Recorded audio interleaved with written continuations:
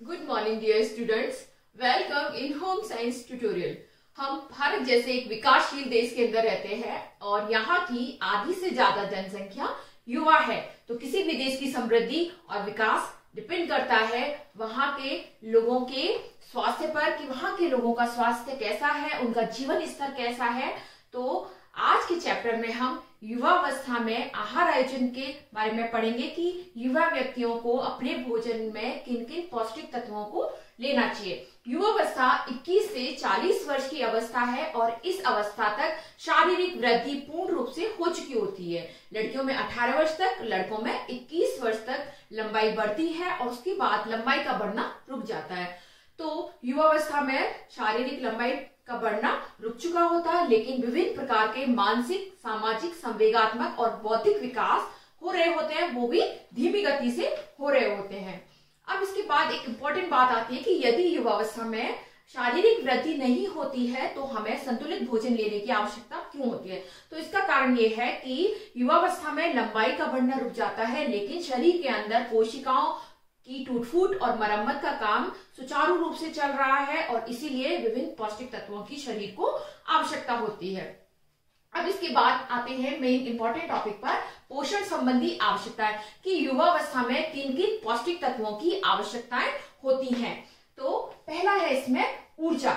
ऊर्जा डिपेंड करती है शारीरिक क्रियाशीलता पर, यानी कि जो व्यक्ति अधिक शारीरिक रूप से क्रियाशील हैं उन्हें अधिक ऊर्जा युक्त भोज्य पदार्थों की आवश्यकता होती है। तो क्रियाशीलता के आधार पर हम वयस्क व्यक्तियों को 3 वर्गों में बांट सकते हैं: अधिक क्रियाशील, मध्यम क्रियाशील और कम क्रियाशील। तो अधिक क्रियाशील में वे व्यक्ति आएंगे जिनकी शारीरिक क्रियाशीलता बहुत अधिक होती है। इस वर्ग के अंदर मजदूर आएंगे, बोझा ढोने वाले व्यक्ति आएंगे, पत्थर तोड़ने वाले व्यक्ति आएंगे, मकान बनाने वाले मजदूर आएंगे और किसान आएंगे। इन सभी की शारीरिक क्रियाशीलता ज्यादा होती है। सेकंड वर्ग है मध्यम क्रियाशील। इस वर्ग में शारीरिक क्रियाशील व्यक्तियों से जो श्रम है वो कम होता है और इनका मानसिक श्रम भी होता है, यानी कि इस श्रेणी के व्यक्तियों का शारीरिक और मानसिक श्रम जो है मध्यम प्रकार का होता है। ये शारीरिक श्रम भी करते हैं, मध्यम मानसिक श्रम भी करते हैं। तो इस वर्ग में आएंगे गृहिणियां आएंगी, अध्यापक आएंगे, चपरासी, क्लर्क आएंगे, बस कंडक्टर, सुनार आदि व्यक्ति मध्यम क्रियाशील श्रेणी के अंदर आएंगे। इसके बाद है कम क्रियाशील। इनकी शारीरिक क्रियाशीलता बहुत कम होती है। ये व्यक्ति मानसिक श्रम करते हैं, जैसे चिकित्सक हो गए, IAS अधिकारी हो गए, बैंक मैनेजर हो गए। तो इस वर्ग के व्यक्तियों को बहुत ही कम ऊर्जादायक भोज्य पदार्थ देने चाहिए। इस वर्ग के व्यक्तियों को अधिक विटामिन और खनिज लवणों से युक्त भोज्य पदार्थ देने चाहिए। इसके बाद दूसरा पौष्टिक तत्व है प्रोटीन। तो यदि व्यक्ति अफोर्ड कर सकते हैं तो हमें वेजिटेबल सोर्स के साथ साथ, यानी कि दालों के साथ, सोयाबीन के साथ, फलियों के साथ साथ हमें नॉन वेजिटेरियन फूड्स के द्वारा भी प्रोटीन की पूर्ति करनी चाहिए, क्योंकि जो मांसाहारी भोज्य पदार्थ हैं उनके द्वारा उच्च क्वालिटी का प्रोटीन प्राप्त होता है। लेकिन यदि व्यक्ति मांसाहारी भोज्य पदार्थ नहीं करते हैं तो हम शाकाहारी भोज्य पदार्थ जैसे कि दालें, फलियां, दूध, दही, सोयाबीन, इनके द्वारा भी प्रोटीन की पूर्ति कर सकते हैं। तीसरा पौष्टिक पदार्थ है वसा। तो युवावस्था में 20 से 30 ग्राम वसा का प्रतिदिन सेवन करना चाहिए और अधिक वसा का सेवन नहीं करना है, क्योंकि वसा कोलेस्ट्रॉल के रूप में हृदय की धमनियों में जम जाती है और हृदय से संबंधित रोग, उच्च रक्तचाप, इस तरह की समस्याएं पैदा हो जाती हैं। और यदि हम घी और तेल में तुलना करके देखें तो हमें घी की जगह यदि संभव हो तो सरसों का तेल इस्तेमाल करना चाहिए। इसके बाद आते हैं खनिज लवण। तो शरीर में हड्डियों की मजबूती के लिए हमें कैल्शियम और फास्फोरस की आवश्यकता होती है और दोनों समान अनुपात में लेने चाहिए, यानी कि जितना कैल्शियम लेना है उतना ही हमें फास्फोरस लेना है। इसके अलावा महिलाओं को आयरन की आवश्यकता अधिक होती है, इसलिए महिलाओं को अधिक आयरन युक्त भोज्य पदार्थों का सेवन करना चाहिए। हरी पत्तीदार सब्जियों का अधिक सेवन करना है, महिलाओं को साबुत अनाजों का अधिक सेवन करना है, साबुत दालों का सेवन अधिक करना है। इसके बाद है विटामिन। तो विटामिन में बी समूह के विटामिन जैसे कि थायमिन, राइबोफ्लेविन और नियासिन, ये ऊर्जा के साथ डायरेक्ट संबंधित होते हैं। तो यदि ऊर्जा की आवश्यकताएं व्यक्ति की बढ़ती हैं तो बी समूह के विटामिन की आवश्यकताएं भी बढ़ जाती हैं। इसके बाद है जल। जल वयस्क व्यक्ति को एक दिन में 8 से 10 गिलास जल का सेवन करना चाहिए। तो ये सभी हमने देखी पौष्टिक तत्वों की आवश्यकताएं।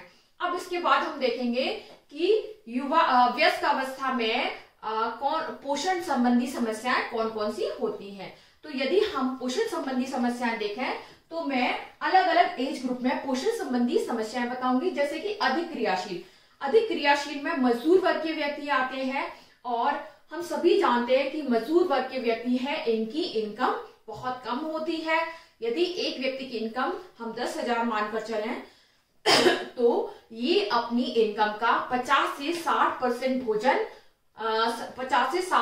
भाग भोजन पर खर्च करते हैं, और फिर भी ये अपने लिए संतुलित भोजन उपलब्ध नहीं करवा पाते हैं। यानी कि यदि एक व्यक्ति 10,000 रुपए कमा रहा है तो 5 से 6,000 रुपए उसको भोजन पर खर्च करता है, और फिर भी व्यक्ति को संतुलित भोजन नहीं मिल पाता है। तो इस कारण से जो अधिक क्रियाशील व्यक्ति है, जो मजदूर वर्ग के व्यक्ति हैं, वो कुपोषित होते हैं, उनको विभिन्न प्रकार के पोषक तत्वों की कमी होती है।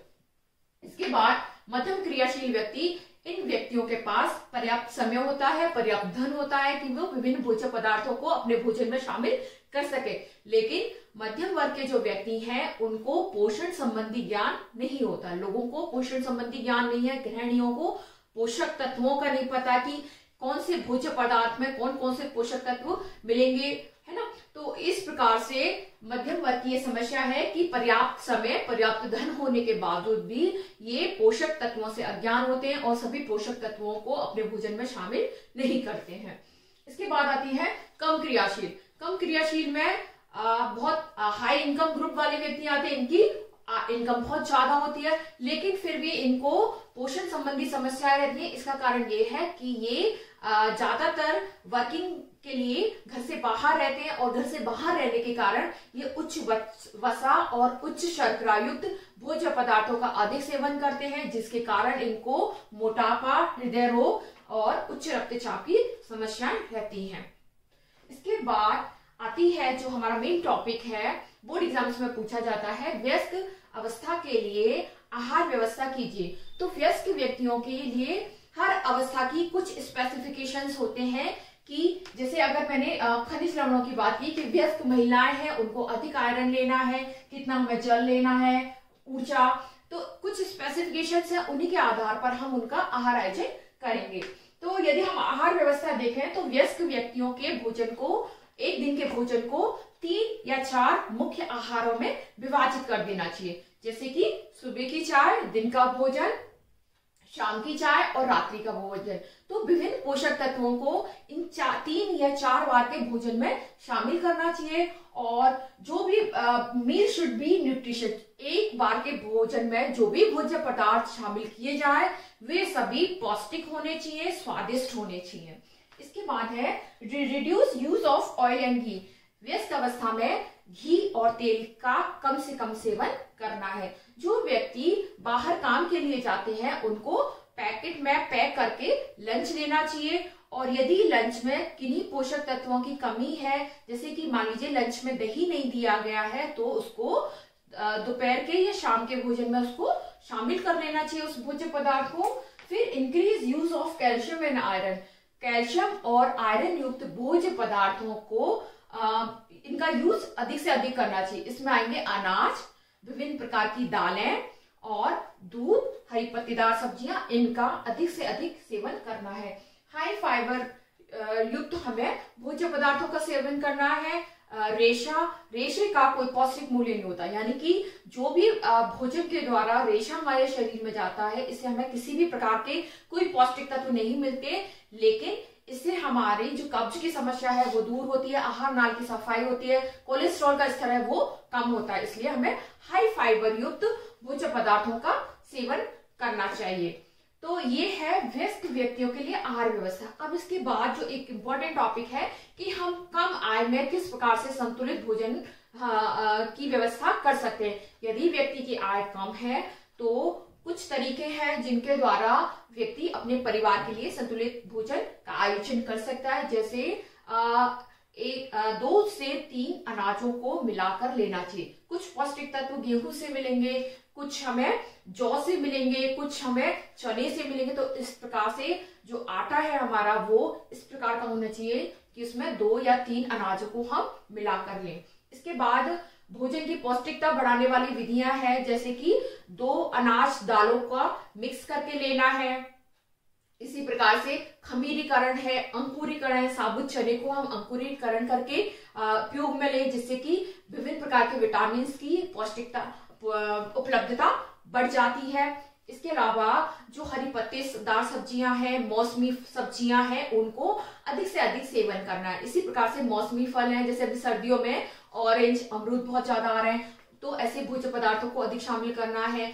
और ऊर्जा मूल्य बढ़ाने के लिए यदि ज्यादा घी और तेल का सेवन नहीं कर सकते तो ऐसे व्यक्तियों को शक्कर का और गुड़ का अधिक सेवन करना चाहिए। फिर राशन की दुकानों से सामान खरीदना चाहिए।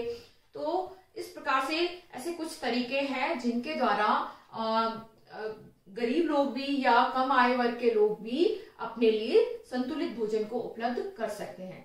तो आज का वीडियो देखने के लिए बहुत बहुत धन्यवाद। यदि आपको वीडियो पसंद आया है, आप इसको लाइक करें और अपने दोस्तों के साथ इसे शेयर करें। और यदि चैनल को अभी तक आपने सब्सक्राइब नहीं किया है तो सब्सक्राइब करें।